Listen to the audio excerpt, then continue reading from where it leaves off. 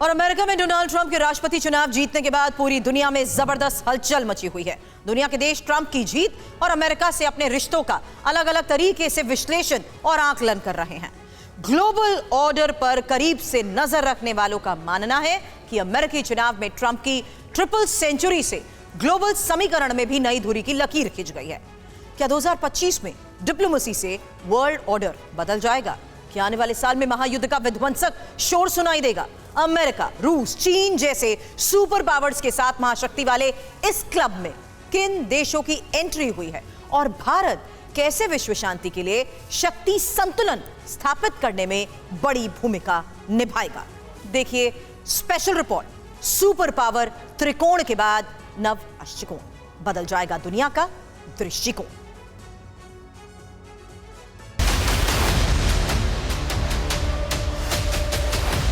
America में राष्ट्रपति चुनाव के सभी नतीजे आ गए हैं और इस बार डोनाल्ड ट्रंप ने अमेरिका की सत्ता में अपनी ऐसी जगह स्थापित कर दी है जिससे वो अपने पहले कार्यकाल से भी ज्यादा ताकतवर हो गए हैं। ट्रंप ने सभी 7 स्विंग स्टेट्स जीतकर 538 में से 312 इलेक्टोरल वोट हासिल कर लिए हैं। वर्ल्ड डिप्लोमेसी के एपी सेंटर में बहुत बड़ी हलचल का असर न जाने कितने देशों की कूटनीति और विदेश नीति पर पड़ने वाला है।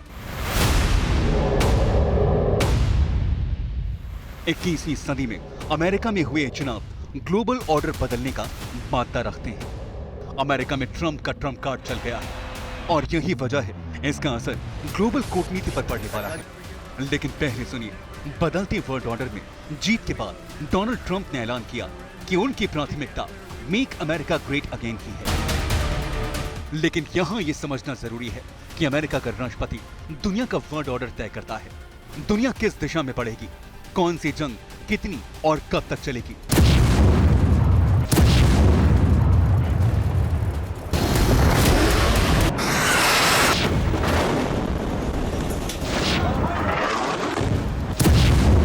इसमें भी दुनिया के सबसे ताकतवर देश के सबसे ताकतवर व्यक्ति का मत होता है और इस वक्त वो डोनाल्ड ट्रंप ही हैं। मगर बीते कुछ सालों से अमेरिका के एकाधिकार ताकत के मैदान में और प्लेयर्स घुस आए हैं। ताकत के पैमानों पर वो खुद को स्थापित कर रहे हैं। एकाधिकार क्या, कोई भी देश एक भी अधिकार खोने को राजी नहीं है। मगर जियोपॉलिटिक्स में कहावत है, राजनीति और भूगोल का संबंध कभी स्थिर नहीं रहता। समय और परिस्थितियों के अनुसार ये बदलता रहता है। दरअसल वर्ल्ड ऑर्डर अंतरराष्ट्रीय संबंधों को ऊपर नीचे करने वालों का एक सिस्टम है। दो देश कैसे बातचीत करते हैं, वैश्विक मामलों में फैसलों में किसकी चलती है और राष्ट्रों के बीच शक्ति संतुलन कैसा है। मगर इस बदलते वर्ल्ड ऑर्डर के बड़ी प्लेयर्स कौन हैं, ये भी समझना चाहिए।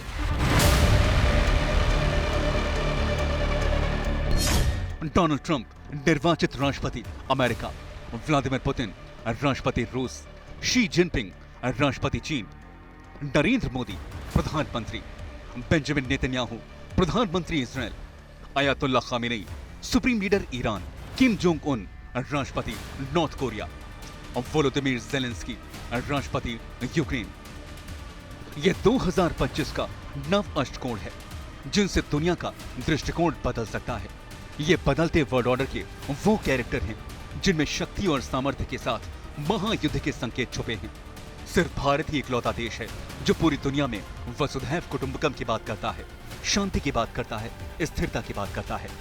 वरना इस अष्टकोण के बाकी 7 प्लेयर युद्ध की विभीषिका में घिरे हुए हैं और इन सब में शक्ति संतुलन का केंद्र बिंदु भारत ही है। लेकिन सबसे पहले पुतिन की बात करते हैं।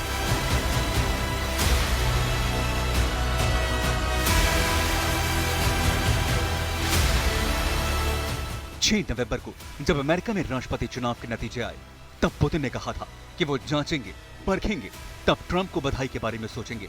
लेकिन सिर्फ 2 दिनों के अंदर पुतिन का ट्रंप प्रेम दिखने लगा। पुतिन ने कार्यक्रम में सवाल पूछे जाने पर ट्रंप को हिम्मत वाला और साहसी बताते हुए नए कार्यकाल के लिए शुभकामनाएं दी। यहाँ पुतिन ने ट्रंप को जरूर बधाई दी है, मगर इसका मतलब ये नहीं कि रूस अमेरिका के आगे कहीं भी कम है। रूस 2.5 साल से भी ज्यादा वक्त से युद्ध लड़ रहा है। इसके बावजूद रूस के पास अच्छा इकोनॉमिक नेटवर्क है।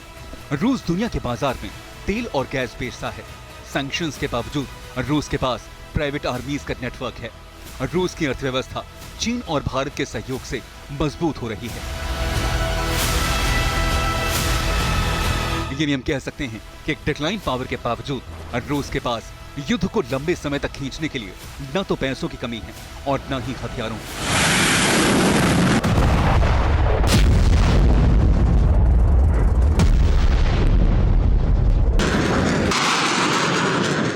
ऐसे में अगर रूस पर युद्ध थोपा गया तो पुतिन पीछे नहीं हटेंगे। वहीं दूसरी तरफ ट्रंप कह चुके हैं कि राष्ट्रपति बनने के बाद वो सीधे पुतिन और जेलेंस्की से बात करेंगे। ट्रंप ने वादा किया था कि वो चुनाव जीते ही रूस यूक्रेन युद्ध खत्म कराने को लेकर फैसला करेंगे। ऐसे में समझिए कि आखिर पुतिन और ट्रंप में क्या बात हो सकती है। ट्रंप और पुतिन में युद्ध रोकने पर बात हो सकती है, यूक्रेन को हथियार और आर्थिक मदद रोकने पर बात हो सकती है। पुतिन ट्रंप से रूस पर लगाए गए आर्थिक प्रतिबंध हटाने के लिए कह सकते हैं। बैन से रूस के $300 बिलियन फंसे हुए हैं। ये राशि रूस के कुल विदेशी मुद्रा भंडार की लगभग आधी है। पुतिन ट्रंप से नेटो के प्रसार को रोकने पर भी बात कर सकते हैं और ट्रंप भी वादा कर चुके हैं कि वो युद्ध में नहीं बल्कि शांति में विश्वास करते हैं। यानी जिनपिंग अमेरिका से अपने रिश्ते सुधारने के लिए न सिर्फ इतिहास की दुहाई दे रहे हैं बल्कि सुनहरे भविष्य की कामना भी कर रहे हैं। ऐसे में ताइवान के मुद्दे पर चीन अमेरिका से कैसे निपटता है ये तो वक्त ही बताएगा। अब बात नव अष्टकोण के नए प्लेयर की करते हैं, वो है भारत। इस अष्टकोण में भारत ही इकलौता ऐसा देश है जिसका सम्मान हर देश करता है। युद्ध के बावजूद भारत ने अपने विदेश नीति से ऐसा ग्लोबल संतुलन स्थापित किया है जिसमें कोई भी देश भारत के खिलाफ जाने की हिमाकत नहीं कर सकता और पुतिन का ये बयान इसका सबसे बड़ा प्रमाण है। बीते दशकों में भारत के वजन में इजाफा हुआ है। अंतर्राष्ट्रीय राजनीति के जानकार तो यहाँ तक कहते हैं कि भारत की कूटनीति बहुत चालाक रही है। भारत ने इस बदलते ग्लोबल ऑर्डर में अमेरिका, रूस और चीन तीनों देशों को एक साथ साधा है। रक्षा के क्षेत्र में रूस के साथ लंबे संबंध, फिर क्वाड जैसे फोरम्स के जरिए अमेरिका के साथ घनिष्ठ साझेदारी।